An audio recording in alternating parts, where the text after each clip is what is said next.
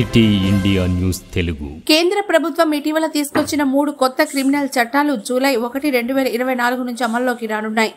ఈ మేరకు కేంద్ర ప్రభుత్వం నోటిఫికేషన్ విడుదల చేసింది. Indian penal code, criminal procedure code, evidence act స్థానంలో కేంద్రం ఇటీవల 3 కొత్త క్రిమినల్ చట్టాలను తీసుకొచ్చింది. 3 కొత్త క్రిమినల్ జస్టిస్ బిల్లులను డిసెంబర్లో రాష్ట్రపతి ద్రౌపది ముర్ము ఆమోదించారు. దీంతో ఈ 3 కొత్త బిల్లులు చట్టాలుగా మారాయి. కొత్త 3 చట్టాలకు Indian judicial code, Indian civil code, Indian evidence act పేర్లు పెట్టారు.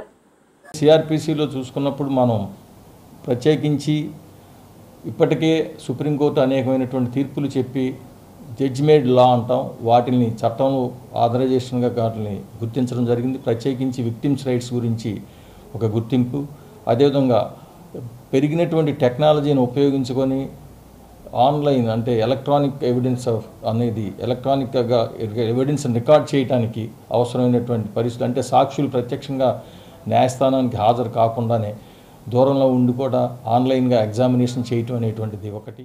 కొత్తగా 3 చట్టాలని ప్రవేశపెట్టడం జరిగింది. దాంట్లో మొదటిగా భారత నాగరిక సురక్షా సంహిత 1, భారత న్యాయ సంహిత అంటే ఇండియన్ పీనల్ కోడ్ని రీపేల్ చేస్తూ, అలాగే భారత సాక్ష్యాధ్యయనం, ఈ 3 అంటే సాక్ష్యాధారాల చట్టాల మీద ఈ చట్టం ఎలా సాక్ష్యాలు అడ్మిట్ చేయాలని.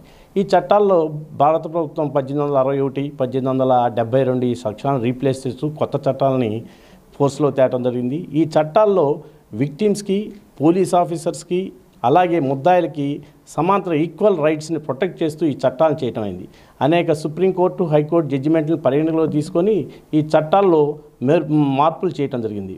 ఇదే విదేశీ సాంప్రదాయానికి బాగా బానిసలైపోవటం వలన వీటి ద్వారా వాళ్ళు ప్రచారం చేసే విషయాలు చాలా తీవ్రత కలగజేస్తున్నాయి. కాబట్టి ఈ న్యూ ఐపీసీలో ఇది సమగ్రంగా సెలక్షన్ అనేటువంటి సెక్షన్ని తీసేసి దీన్ని మార్చడం జరిగింది. దీన్ని ఇంట్రడ్యూస్ చేయటం ద్వారా ఆ శిక్షలు పెంపొందించడం, ఆ విధానాలను మార్చడం ద్వారా దీన్ని చాలా కఠినతరంగా చేయటం, అంటే ఇట్లాంటి సంస్కృతి భావితరాలకు చేరకుండా ఇక్కడే కట్టడి చేయటం ద్వారా ఎంతో ముందుకెళ్తుంది.